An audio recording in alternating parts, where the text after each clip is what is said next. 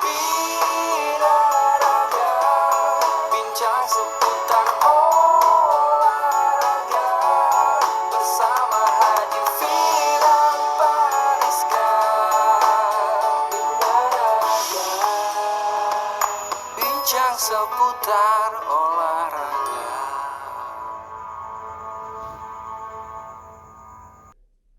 Baik, Assalamualaikum warahmatullahi wabarakatuh. Salam olahraga. Jaya.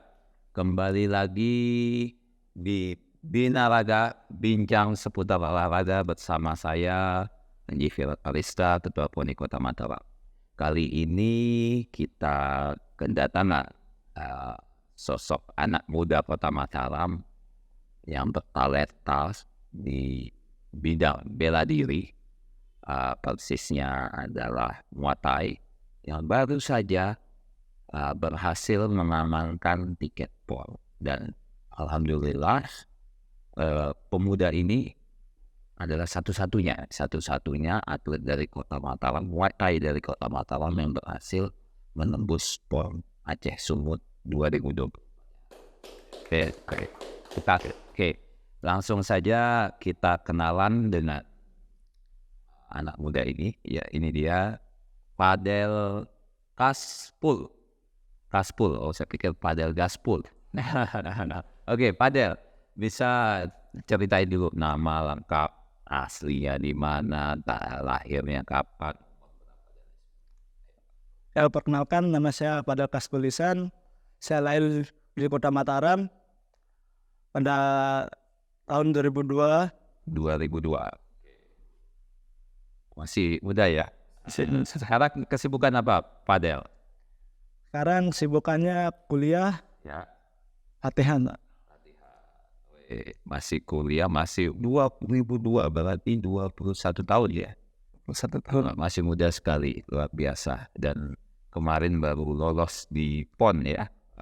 Fadel Gaspul. Fadel, saya sering dengar namanya, cuman tumben ketemu secara langsung sekarang. Oh, ini yang namanya Fadel. Fadel kalau nggak salah kemarin juga di Pop-Prop ya. Ya, Pak. Ikut di Pop-Prop ya, sempat ya. Kemarin ada dapat medali di Pop-Prop?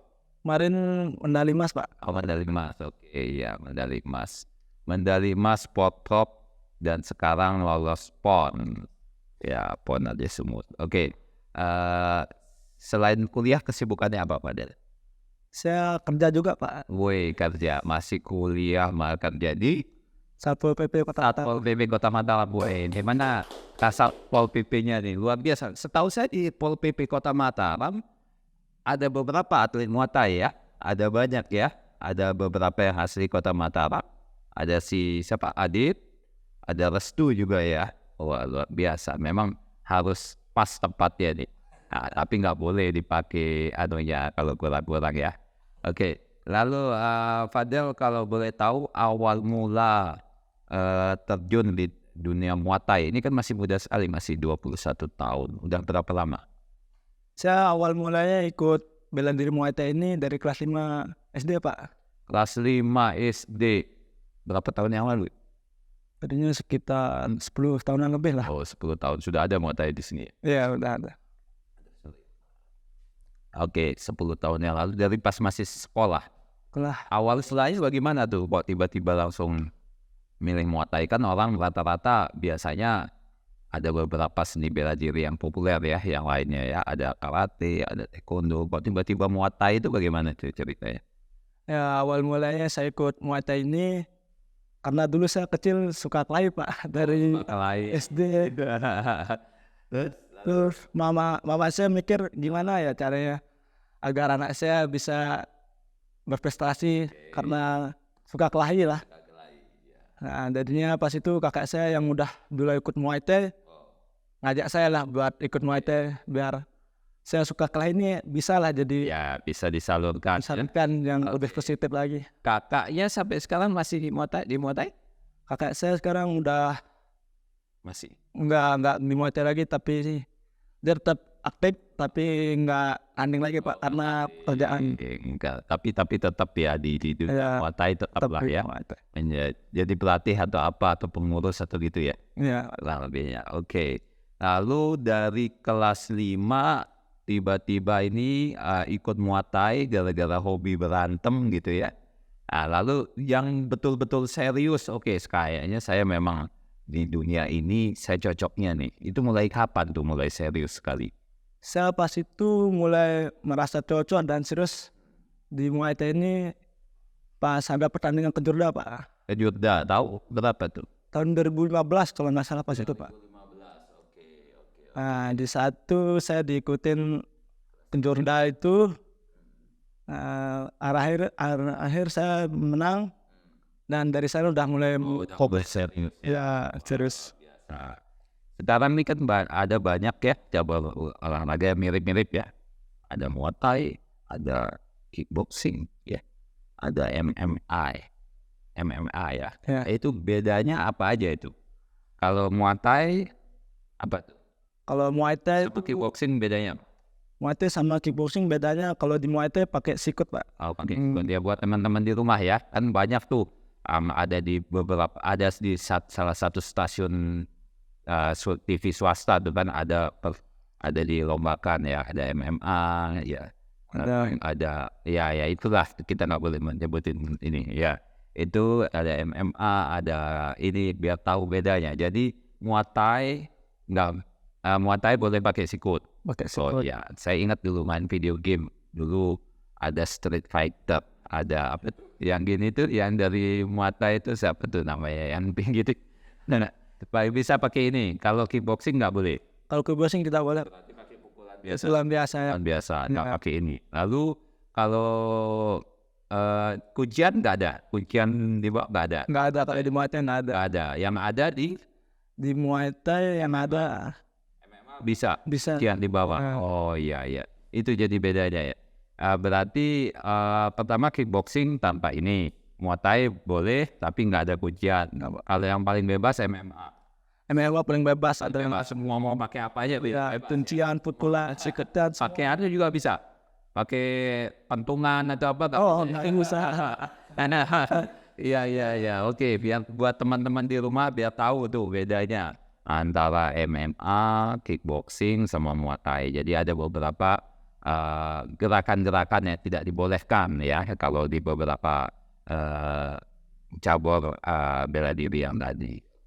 Lalu inspirasi kok turun di Muay Thai itu siapa?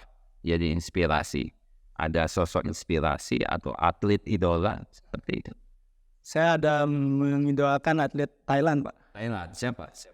Rotan Jack Ma. Oh ya, ya. Kenal tuh ya, woy. Itu ya luar biasa sekali, tahan pukul ya. Tahan pukul Pak. Tahan pukul, ya. Itu kalau yang di lokal ada? Kalau yang di lokal paling pelatih yang saya Pelatih Iya. siapa? Kru Yusuf. Kru Yusuf, wah Kru Yusuf udah nonton. Luar biasa ya, memang harus mengidolakan pelatih ya.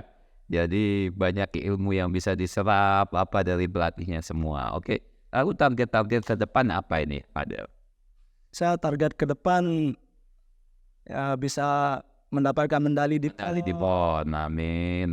Lalu mau jadi betul-betul profesional di dunia Muay Thai ya? Oke, siap. Ada pengen belajar kemana gitu? Ke negara asal? Ya, ada pengen training camp lah di Thailand. Oh iya, mudah-mudahan kita doakan. Oke, kita tepuk tangan sekali lagi untuk Anda muda kota Mataram ini. Oke, lalu mungkin kalau orang tua bagaimana nih? Kan ini kan dunia berantem ya. Apalagi dari kelas 5 sudah mau ikut. Bagaimana itu peran orang tua ini? Pertama, dibebaskankah atau awal-awal waduh jangan terlalu seperti begini, jangan terlalu keras atau bagaimana? Kalau dari orang tua khususnya mama ya nggak apa-apa karena setahunya dia kalau bela diri pasti positif. Jadinya mama mendukung terus walaupun banyak dari keluarganya yang melarang karena dia bela diri keras. Oke. Lalu mungkin ada titik tertinggi ya, misalnya contoh lagi puncak performanya itu apakah kapan dan pernah nggak mengalami down titik terendah sehingga sempat berpikir misalnya kayaknya saya nggak di sini deh, coba bela diri yang lain atau stop dulu sementara, seperti itu pernah? Pernah Pak, pernah, karena dulu atlet-atlet yang lain udah berkembang. Nah, saya merasa kok saya kalah terus, saya bilang. Sempat sering kalah. Iya, Kapan itu periodisasi? Kapan itu periode tahun berapa? 2018 Pak. Oh, 2018. Kalah terus itu. Kalah terus, pas itu ke Jurnas, kalah terus. Terus kalah ya. Ya, Terus akhirnya bagaimana? Kok bisa move on ya? Bisa keluar dari itu situasi seperti itu. saya pas itu mikir ini bukan akhir buat saya. Saya harus lebih giat latihan lagi. Saya pasti bisa. Oke, akhirnya bisa. Akhirnya bisa Pak. Akhirnya bisa. Ya, Ya, terus menang terus ya. Ada titik di mana Fadel bisa menang keluar dari zona tersebut ya. ya bisa menang, bisa. Mana itu? Pertama menang setelah peristiwa yang kalah terus itu di mana? Pas itu awal mulai menang terus itu pas dari Popro 2018 Pak. Dari sana ikut ke Jurnas, Berarti 2 kali pop nih sudah ya? Iya, Pak. Oke, pop 2018 dapat Mas, Mas. Pop 2000 kemarin dapat Mas. dapat emas itu. Oke, tepuk tangan. Oke, Ya, biar nggak kering tenggorokan, kita minum dulu ya. Binaraga, bincang seputar olahraga. Oke. Harapan buat Muay Kota Mataram dan harapan juga untuk anak-anak muda Mataram. Kira-kira begitu. Apa yang menjadi harapan Fadel secara pribadi? harapan saya buat Muay Kota Mataram supaya lebih berkembang lagi, lebih banyak prestasi Pak. Iya, Sering-sering kirim atlet ya. iya Pak. Khusus untuk anak-anak muda Kota Mataram nih yang mungkin ingin mengikuti jejak seperti Fadel yang dulu yang hobi berantem atau bagaimana, ada ini nggak, ada motivasi nggak buat ajakan atau bagaimana untuk teman-teman anak-anak? Ya, buat anak-anak atau teman-teman yang ingin menyalurkan lah hobi kelahinya di jalan, Daripada berkelahi ya. ya lebih baik ikut bela diri lah. Siapa tahu kan cocok juga, lebih. Siapa tahu bisa berprestasi. Ya, Ya, daripada berkelahi di jalan nggak dapat apa-apa, dapat masalah ya. Iya, begitu ya. Oke, Fadel, ini ada souvenir dari kita, Binaraga, bincang seputar olahraga. Ini jadi tas ya, tas bisa dipakai latihan, untuk taruh sepatu, untuk taruh baju. Simpel kan? Ya. Ini diterima dulu Fadel. makasih Pak. Ya, oke. Demikian bincang hangat kita bersama salah satu atlet Muay Thai Kota Mataram, Fadel Kaspul. Ya, kembali lagi di Binaraga di sesi-sesi berikutnya. Tetap semangat, tetap berolahraga. Salam olahraga. Jaya.